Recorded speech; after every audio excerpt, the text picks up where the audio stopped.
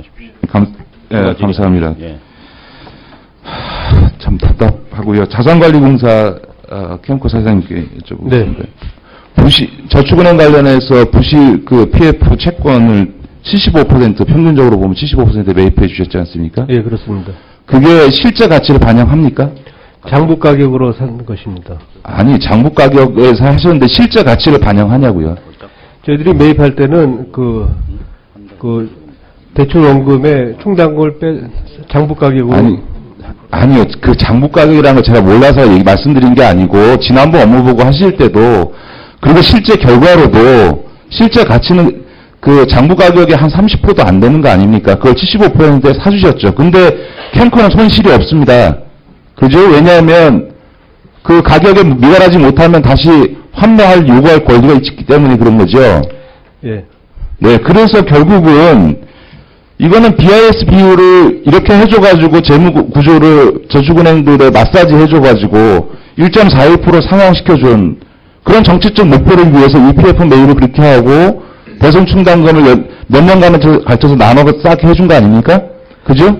실제 평가 가격이 어떻게 됐는지는 정확하게 파악을 할 수는 없습니다. 그런데 일반적으로 충당금을 쌓는 가격보다는 다소 박한 가격으로 매입을 한 것으로 저희들이 되어 있습니다. 그리고 이제 이 부분은 아니 지난번 보고 저희 당에 오셔서 보고 하실 때도 실제 가치보다 비싸게 사줬으나 캠코로서는 나중에 환매를 요구할 수 있기 때문에 손실이 없습니다. 이렇게 말씀을 하신 거잖아요. 저희들이 그러니까 팩트만 말씀을 하십시오, 지금. 사실상 그렇게 된 거 아닙니까? 그러니까 이런 식으로, 이런 경우를, 소위 기업 회계 기준으로 보면, 정상적인 매입 매각이라고 할 수 있습니까? 그러니까 이 부실을 일시적으로 캠코가 파킹해 놓은 거죠. 회계 장부 처리를 할 수 있도록 캠코가 파킹해주는 역할을 해준 거지, 이게 채권을 정식으로 캠코가 매입했다고 일반 기업 회계 기준에서 보면 할 수 있습니까? 사후 정산 조건 보고 환매 조건이 붙어 있기 때문에 그런 측면이 좀 있습니다. 그렇죠. 기업 회계 기준으로 보면 명확하게 이것은 매각 매입이라고 할 수 없고 그 순간에 손실을 일시 인식해야 되는 게 맞는 거죠. 이 부분은 이제 금융 시스템 안정 차원에서 정책 당국에서 정책적으로 결정한 사항. 그렇죠. 정책 결정적이지만 통상의 기업 회계 기준에는 맞지 않는 거죠. 이런 비상 사태에서 기업 회계 기준을 적용하기는 네, 그러니까 적용하기는 어렵지만 기업 회계 기준은 안 맞는 거죠. 일단은 기업 회계 기준하고는 좀 맞지는 않는 걸로 보입니다. 예, 그렇습니다. 그런데 한 가지 PF 매입을 해주시는데요.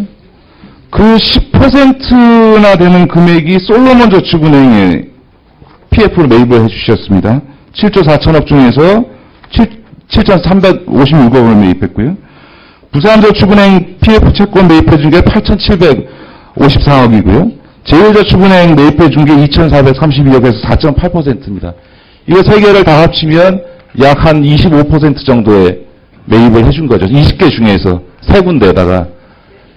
이렇게 집중적으로 솔로몬과 부산저축은행과 제일은저축은행의 채권 매입이 집중된 게 나중에 보니까 솔로몬 저축은행 관련해서 이상국 대통령 친형, 김희종 청와대 제1부속실장, 배준수 금융위 과장, 부산저축은행 관련해서 청와대 홍보수석, 김혜수 청와대 정무비서관, 은진숙 감사원, 감사위원, 제1저축은행 관련해서 대통령의 사촌 처남, 윤진식 청와대 전 홍보수석, 청와대 수석, 이런 분들 결국은 이 정권 실세들이 개입되어 있는 거나 로비를 받았거나 불법적인 자금을 받은 데들 중심으로 부실 PF 채권을 집중적으로 매입해 준 거 아닙니까?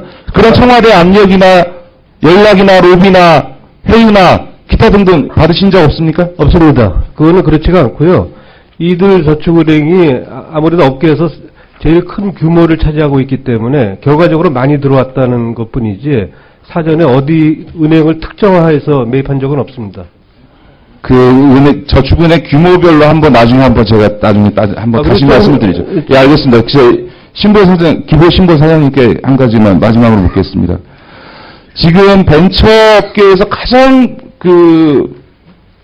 개선해달라고 얘기하는 게 이 대표 경영자 입법 일분만 붙으면 연대보증제도는 지금 올해 폐지가 됐고요. 그래서 지금 개인 입보를 들어오게 하는데 우리가 실리콘밸리를 이야기할 때 벤처의 천국이라고 하는 게 사업상 실패를 해도 개인이 파산하지 않음으로 인해서 다시 패자부활을 할 수 있는 여건이 되어 있기 때문 아닙니까? 그런 점에서 이런 개인 입보를 폐지해야 된다라는 주장이 있는데 이거에 대해서 두 분께서는 어떻게 생각하시는지 짧게 좀 각각 답을 해주십시오.